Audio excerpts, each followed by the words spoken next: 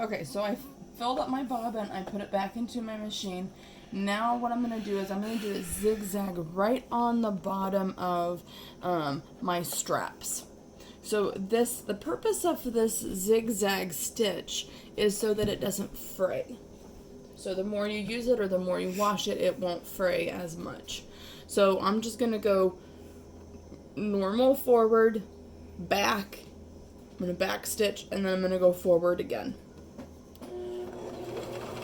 So 1, 2, 3, and I'm just going to back stitch a little bit more.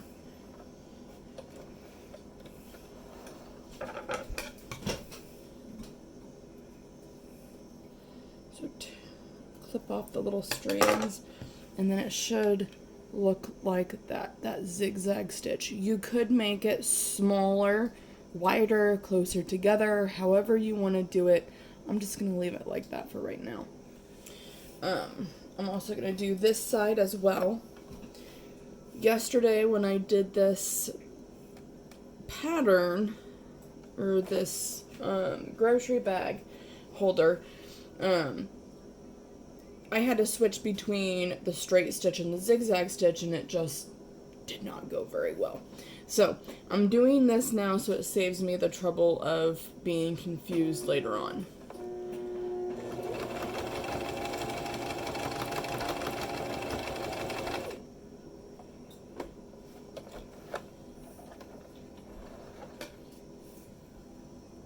I'm just going to clip them as close as I can. Okay. Those over there in my trash pile. Okay, so I'm going to set this aside because we need this like the very last steps. So I'm going to put it up over here. So on our big one, I'm going to top stitch the same way. I'm only going to stitch up here.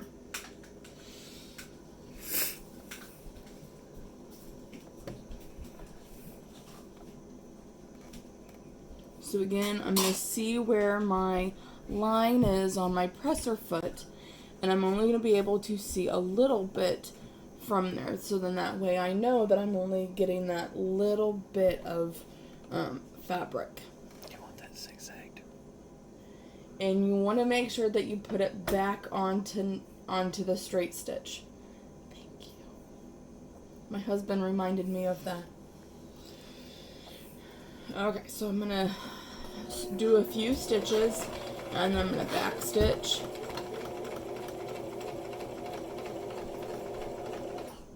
And then I'm going to straight stitch the rest of the way.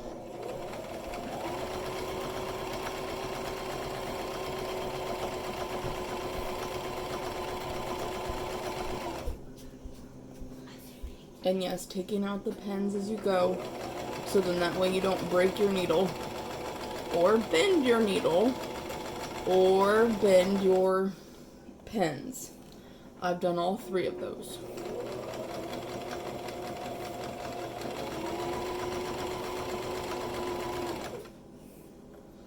Kind of like that pin. It's bent, but I still keep it. Okay, so I'm getting to the end, and I back stitch. Okay, so I'm going to do the same thing on the other side. I'm just going to top stitch it.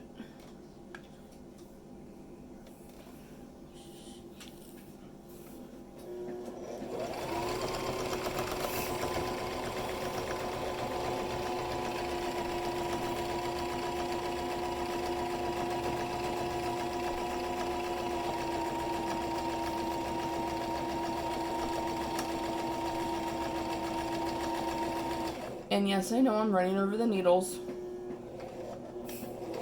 Oh, I'm going with it.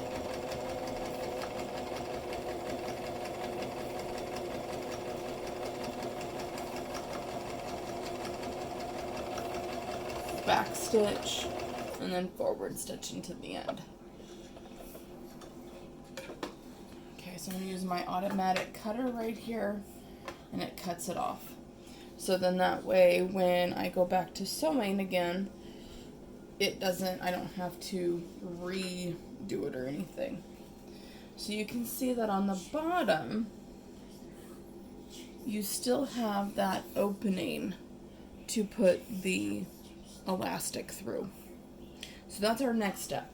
We are going to put the elastic through and sew them up. So I have my elastic and I have my safety pin. I'm going to put the elastic onto the safety pin, and then it doesn't matter which is the top or bottom for this material, so I'm just going to do one end. I'm going to thread it through. So how I'm going to do that, I'm going to use the little bulb part of the safety pin, and I'm just going to put it in, and then I'm going to scrunch up the fabric from this end, the end where that little bulb is. I'm going to scrunch it up, and then with my other hand I'm going to pull it through. So scrunch up and pull it through. Scrunch and pull. Just until this comes right at the end. So we're almost there. Oh, I've gone too far. Oh, no, I didn't.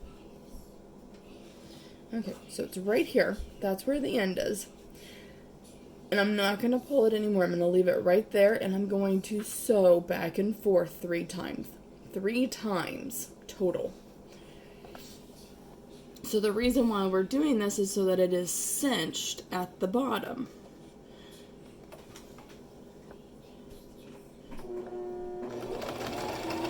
One, 2, 3 and a half.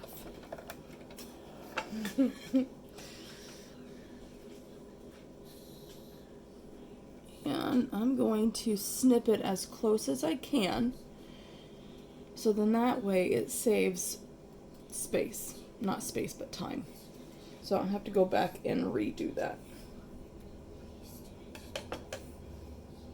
Okay, so now I can feel where my safety pin is, and I'm just going to keep scrunching and pulling until my safety pin comes out on the other side. So scrunch and pull. Scrunch and pull. Okay, so I'm going to pull the elastic out, unhook my safety pin, and then let it kind of go back in. And then now I'm going to do the same thing on this side. I'm going to go back and forth 3 times.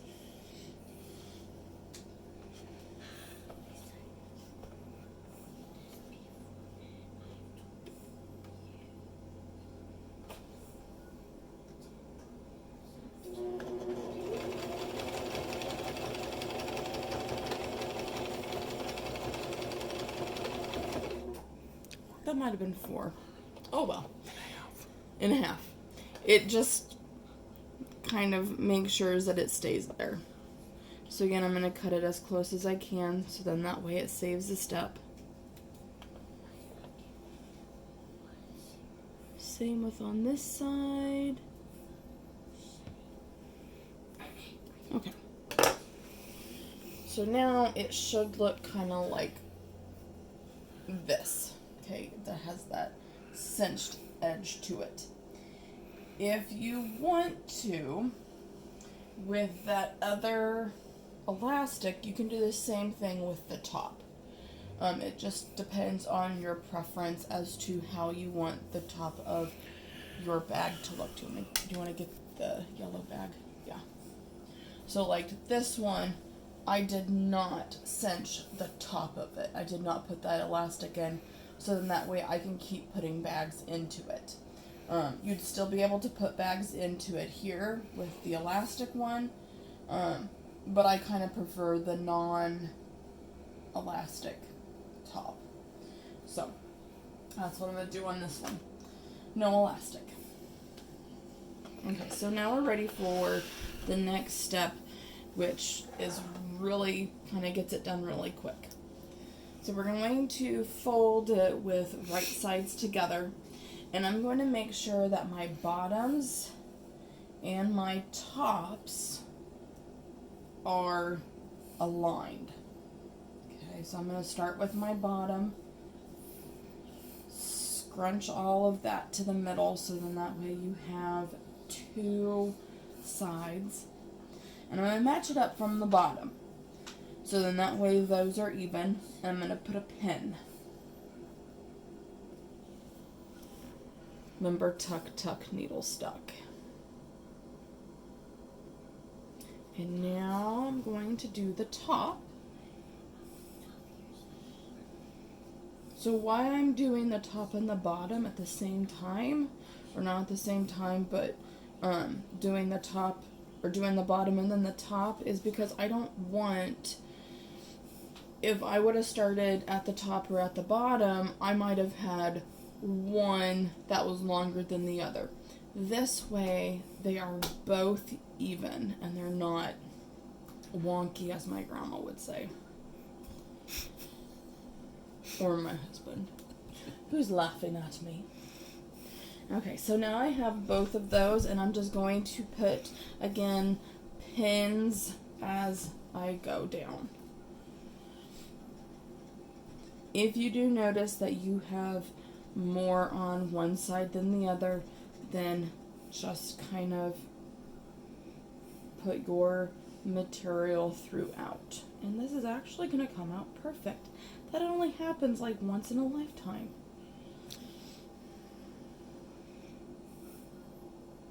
Yes, you were going to say something, my dear husband.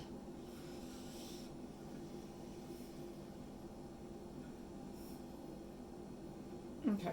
That's because I'm here. That's because you're here. Okay. I think that's all the pins I'm gonna need. 1, 2, 3, 4, 5. It just depends on your preference. I'm just gonna cut these little stringy things off, and then I'm going to sew it at 1/4 of an inch. So that's on the very edge of my presser foot, and I'll show you that. So, when I put my fabric down, the edge of the fabric is going to be on the edge of the presser foot. So the edge over here now, that is 1/4 of an inch. That's how I've always remembered it. I'm going to do a straight seam right on down. And then I'm going to go to that zigzag stitch, and I'm going to zigzag stitch this whole area here. So then that way, again, that fraying doesn't happen a lot. Especially if you're putting bags in.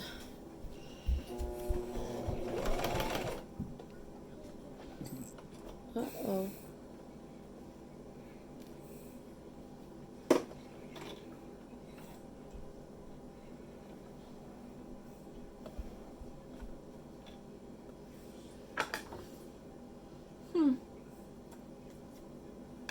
Well, let's try that again. My feed dog was not moving, so I didn't know what was going on. Okay. Let's try that again. Again, right underneath the presser foot, I'm staying right along the side of it. There we go.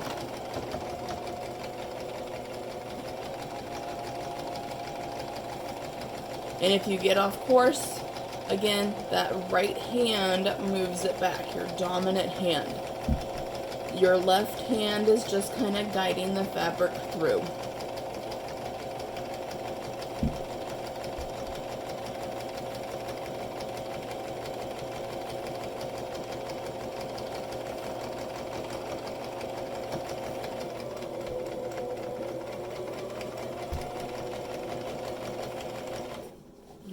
To the end.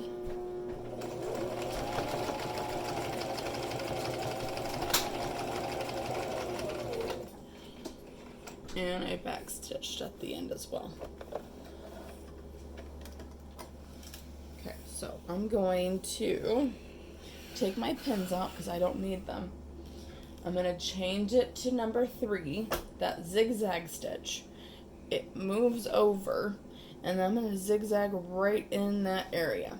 And what I've remembered from zigzagging from yesterday, it goes by fast. I do not want to get over here into the seam that I just sewn, so I want to stay only in that 1/4 of an inch.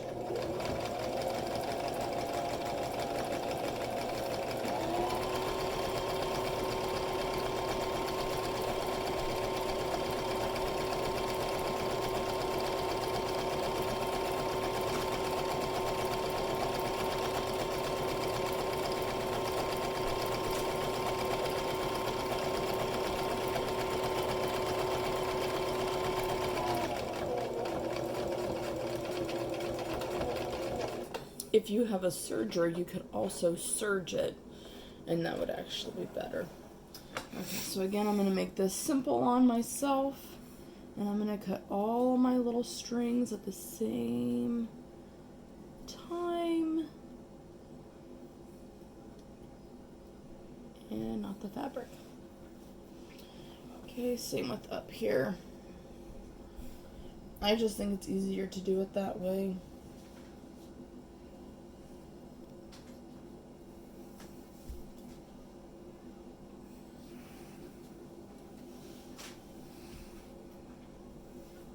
Okay, and we are almost done. All we have to do now is put the handle on. Okay, so what I did when I put the handle on, I figured that I wanted this part where I had sewn that seam, I want that to be towards the back. Or I want that to be towards the back. So what I did, I put my handles right here. Okay, so I'm going to keep it folded like this.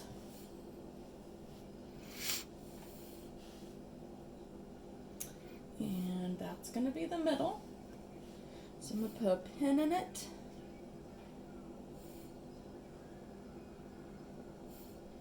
And then I'm going to flip it over. And I can see where my other handle is, so then that way I have it's not uneven or anything. If you want a shorter handle, you can definitely do a shorter handle, or again that thicker handle. And then I'm going to put another pin, and then when I sew, I'm going to sew 2 places, right here, and I'm going to sew up top as well. So then that way, if one happens to break or the stitches come out, I have another one that is holding that up.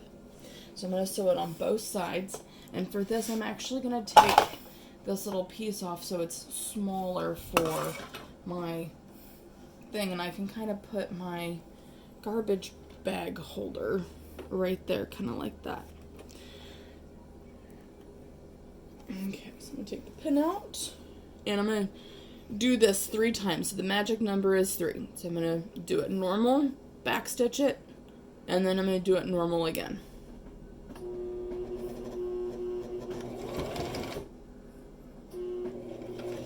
And you got to remember to put it back on the number 2. That's what I did last time. Okay, number 2. There we go. So back stitch, forward stitch.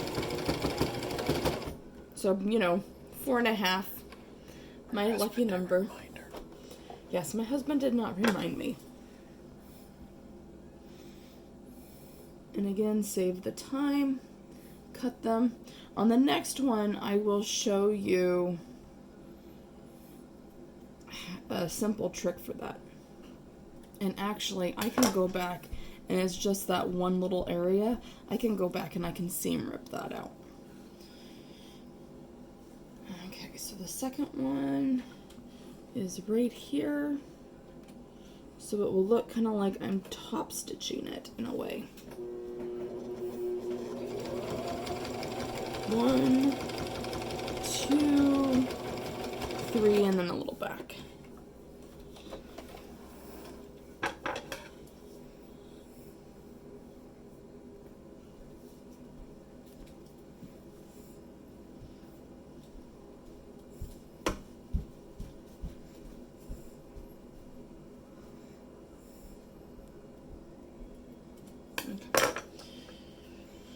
Okay, let's see if I can do this right on the other one. Which I probably can. Okay. So here's a trick that I learned yesterday when I was doing this. I'm going to do my normal sewing on here. Move that up. There we go. And then I'm only going to pull it out enough so that it comes back up here. And I'll show you how to do that. 1, 2, and 3. So I'm going to take my needle up, lift my presser foot up, and I'm going to move it just to right here. So you can see that my thread is still connected to the bottom. That's okay. So I'm just going to continue sewing.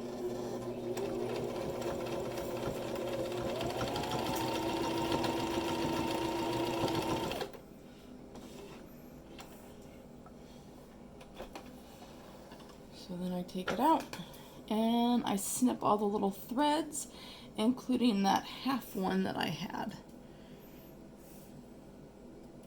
I think it's easier. If you don't want to do that, you don't have to.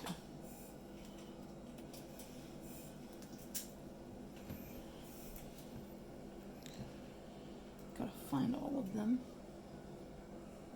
Oh, that one was cut. And that's my little half one.